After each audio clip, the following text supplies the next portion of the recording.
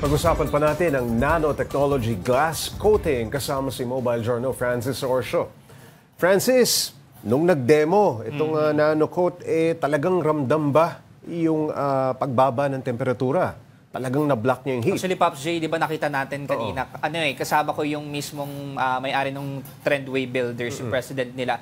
And dinemo nga sa atin, ayan, kung makikita natin sa video, kung ano talaga yung epekto kung halimbawa merong nanocoat yung isang panel glass at compared dun sa wala. And talagang inilawan, no? Relatively talagang mas mababa yung temperature na mararamdaman mo kapag nandun ka sa glass na may nanocoat at talagang ramdam mo yung difference nung nung temperatura, Pops J. Is this one-time application ng nanocoating o kinakailangan every 1 year, every 2 years, ganun ba? Actually, ang maganda dito, Pops J, itong nanocoat ay kaya siyang magtagal up to 10 years. Up to 10 kasi years. Kung ikukumpara nga daw sa tint, halimbawa kasi may mga tint, depende din syempre sa quality. Minsan, on the average, nasa 5 years lang yung tinatagal ng mga, 3 years mga film or yung mga tints na yun. And itong nanocoat na to kayang magtagal up to 10 years.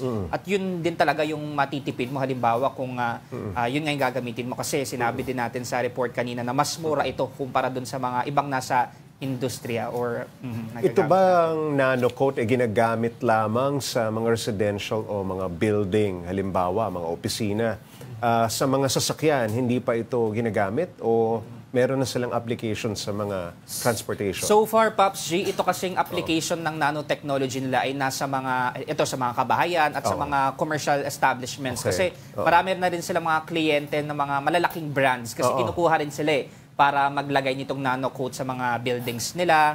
Tapos meron din yung mga bahay, halimbawa yung mga pinto o bintana, nilalagyan din nila nitong nanocoat to protect nga or yung mablock yung sunlight. Pero para dun sa mga sasakyan, since glass pa rin naman to, I think pwede naman. Pwede, Pero ito ba, itong nanocoat, epekto lang at gagana lamang sa salamin, hindi sa ibang materyales. So far, Pops J, itong nanocoat technology, dahil glass coating siya, para pa lang talaga to sa mga salamin, sa mga glass panels.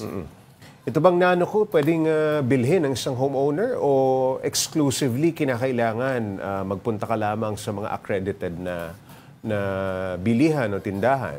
Itong nanocoat technology, Pops J, actually accessible pa yan. Nag-iisa pa lang talaga itong in-offer ng Trendway Builders na nabanggit nga natin na company. And so far sa Philippines, sila pa lang yung nag-iisang nag-offer ng ganitong teknolohiya.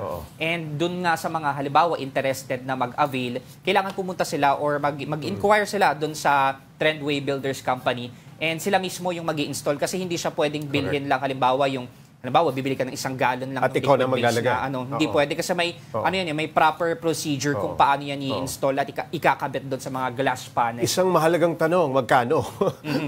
Ayun nga, Pops J, kasi kanina, di ba, nabanggit din natin na mas mura ito kumpara doon sa mga ginagamit natin. Halimbawa, yung mga tints or mga films na ini-install natin sa mga salamin natin.